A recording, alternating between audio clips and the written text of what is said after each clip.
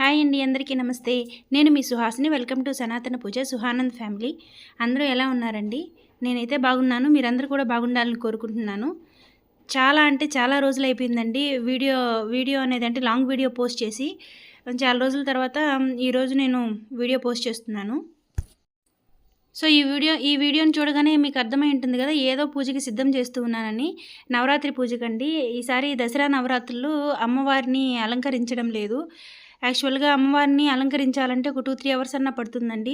కొంచెం హెల్త్ బాగాలేని దానివలన ఈసారి మామూలుగా నిత్య పూజలాగా చేసుకుందామని చెప్పి అనుకున్నాను. దానికోసమే ముందుగా పటాలన్నీ శుభ్రం చేస్తూ ఉన్నానండి. ఫస్ట్ మనకి బాలా అమ్మవారి అలంకారం వస్తుంది. నేనైతే ఎప్పుడు విజయవాడ కనకదుర్గమ్మ అలంకారాలు ఎలా చేస్తారో, అంటే అక్కడ ఏ వరుస క్రమంలో చేస్తారో అదే వరుస క్రమంలో చేస్తాను. ఫస్ట్ బాలా అమ్మవారి అలంకరణ చేద్దాం అనుకున్నాను. కానీ ఈసారి అమ్మవారి అలంకరణ చేయట్లేదు కాబట్టి అమ్మవారి పటానికే పూజ చేసుకున్నానండి. మామూలుగా కృష్ణుడి విగ్రహం చూసే ఉన్నారు కదా, మా ఇంట్లో చిన్ని కృష్ణుడు, లక్ష్మీదేవి అమ్మవారిని ఇద్దరిని పక్కపక్కనే పెట్టుంటాను కదా. దాంతోపాటు సరస్వతీదేవి అమ్మవారిని కూడా అక్కడే ఉంచాను. సో పూజ మొత్తం అక్కడే చేసుకోవాలనుకున్నానండి. నా దగ్గర చిన్న కామాక్షి అమ్మవారి విగ్రహం ఉంది కదా, ఆ అమ్మవారి విగ్రహానికి ఏదైనా కుంకుమ పూజ చేయాలంటే అమ్మవారి విగ్రహం దగ్గర చేసుకోవాలనుకున్నాను. ఈ బాలమ్మవారి పటం అయితే శ్రీకాళహస్తి నుంచి తెచ్చుకున్నాము. అక్కడ నుంచి తెచ్చుకొని లాస్ట్ టైం నవరాత్రులప్పుడు పూజలో అమ్మవారిని ఉంచానండి. మొత్తం నవరాత్రి 10 రోజులు అమ్మవారిని పూజలో ఉంచాను. మామూలుగా అయితే లాస్ట్ టైం పెట్టాం కదా, ఈసారి కూడా పెట్టాలేమో, పెట్టకపోతే ఏమన్నా అవుతుందేమో అన్న భయం అయితే నాకు లేదండి. ఎందుకనంటే నాకు ఓపికన్నంత వరకు నేను అమ్మవారిని అలంకరించుకుంటాను అని ముందుగానే అనుకున్నాను. లేనప్పుడు నిత్య పూజలాగా చేసుకుంటాను అని ముందుగానే చెప్పుకున్నానండి. సో అన్ని పూజలు ఈ చిన్ని కామాక్షి అమ్మవారికి చేస్తున్నాను ఈసారి. మామూలుగా అమ్మవారికి చిన్న చిన్న శారీస్ లాగా ఉన్నాయి, ఒక కడదాం అనుకున్నానండి, కానీ సెట్ అవ్వలేదు. అందుకని ఒక చిన్న వస్త్రం లాగా పెట్టేసి దాంతోనే ఇంకా పూజ అంతా కంప్లీట్ చేసుకున్నాను. మొదటి రోజు మామూలుగా ఆవాహన మంత్రాలు చదువుతారు కదా, ఈసారి నేను అవేం చదవట్లేదండి.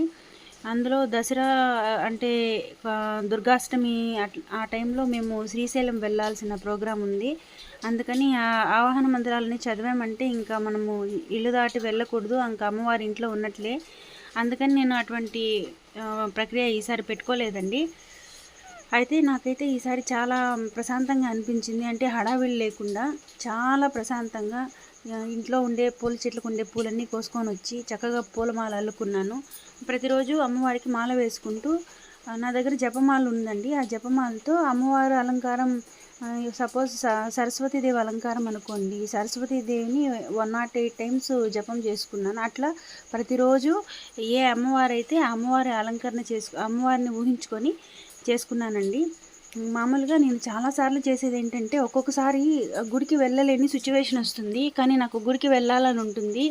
అటువంటప్పుడు నేను నార్మల్గా ఎలా చేస్తానంటే కళ్ళు మూసుకొని ఆ గుడికి వెళ్ళినట్లే ఊహించుకుంటాను. ఒకసారి శివరాత్రి అప్పుడైతే నేను గుడికి వెళ్ళలేని సిచ్యువేషన్ వచ్చిందండి. నాకైతే వెళ్ళాలని ఎంతో ఆశగా ఉండింది.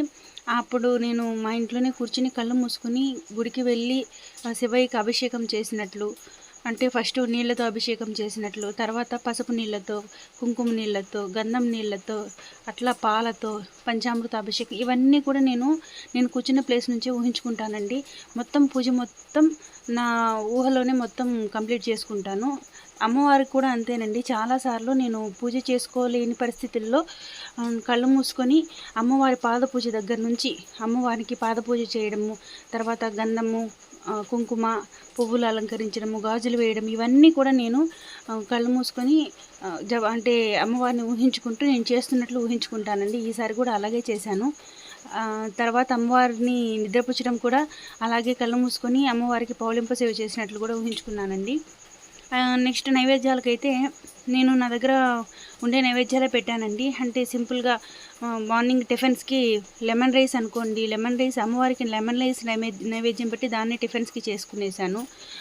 ఏమీ లేని పక్షంలో అరటిపండ్లు పెట్టాను. అవి కూడా లేనప్పుడు కొంచెం డ్రై ఫ్రూట్స్ ఉంటే అవి పెట్టానండి. బయట మనం చేసే పూజ కంటే కూడా మనసులో, అంటే నేను అనుకునేది ఇది మానసిక పూజ అనుకుంటానండి. అంటే మనసులో అమ్మవారిని ఊహించుకొని అమ్మవారి దగ్గరికి వెళ్ళి పూజ చేసినట్లు ఊహించుకుంటాను. ఈ మానసిక పూజ అనేది నాకు చాలా ప్రశాంతంగా అనిపించింది. ఎటువంటి హడావిడి లేకుండా కళ్ళు మూసుకొని ఎంతో చక్కగా చేసుకోవచ్చండి. ప్రతి ఒక్కరు కూడా అలా చేసుకోవచ్చు. ఇదిగో ఇక్కడ చూడండి, అమ్మవారికి ఆ చిన్న చీర కట్టాలని ట్రై చేశాను, కానీ కుదరలేదు. అందుకని చిన్న వస్త్రం మాత్రమే పెట్టి చీరనైతే తీసేసానండి. అది ఊడిపోతూ ఉంది, నాకు సరిగా రాలేదు. ఇకపోతే ప్రతి నవరాత్రులకి ముందు నాకు గోరింటాకు పెట్టుకోవడం అలవాటండి. నాకు చాలా అంటే చాలా ఇష్టం. ఈసారి అయితే చక్కగా గోరింటాకు తెచ్చుకొని పెట్టుకున్నాను.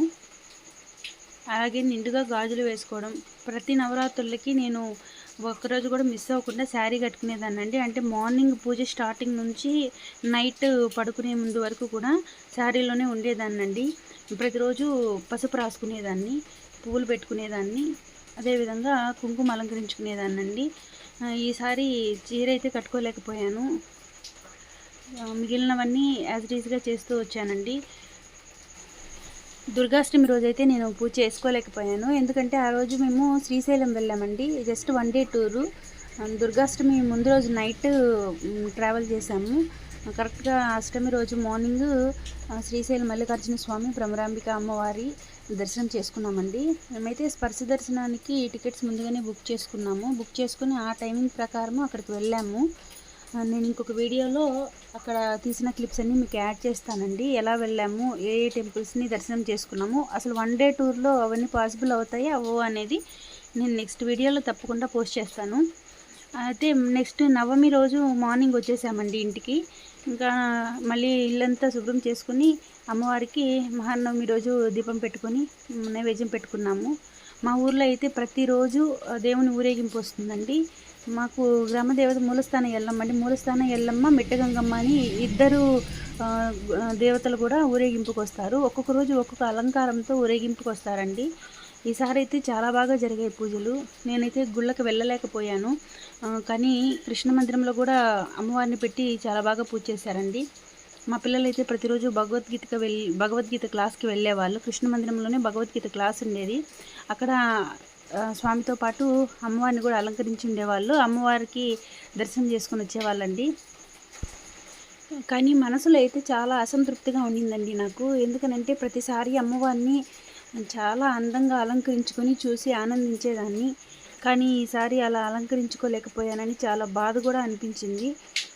కానీ నెక్స్ట్ టైంకి నా ఆరోగ్యం అంతగానో బాగుంటే నెక్స్ట్ టైంకి మళ్ళీ అలంకరించాలనుకుంటున్నానండి.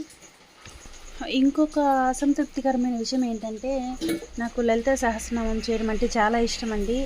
కానీ ఫస్ట్ డే అయితే ఎర్లీ మార్నింగ్ లలిత సహస్రనామం వింటూ పని చేసుకుందామని స్టార్ట్ చేశాను. కానీ ఇంట్లో వాళ్ళకి కొంచెం డిస్టర్బెన్స్గా అనిపించింది. అక్కడితో నాకు కొంచెం బాధ కలిగిందండి. ఇంకా అందుకని నేను చేయలేదు. ఇది రీజన్ కాదేమో మరి, కానీ నాకైతే ఎందుకు చేసుకోలేకపోయినా నాకు రీజన్ కూడా తెలియట్లేదు. మామూలుగా ప్రతిరోజు ఈవినింగ్ లలిత సహస్రనామం చదువుకునేదాన్ని. ఈసారి అది కూడా చదువుకోలేకపోయాను. అమ్మవారి లలితాదేవి అలంకారం రోజు మాత్రము, అమ్మవారి అలంకారం ఉన్న రోజు మాత్రము అమ్మవారిది అష్టోత్తరము చదువుకున్నానండి కుంకుమ పూజ చేసుకుంటూ. అదొక రోజు మాత్రమే కుంకుమ పూజ చేసుకున్నాను. ఇకపోతే ఇవి కాసులండి, ఇవి మా అమ్మగారు తీసిచ్చారు.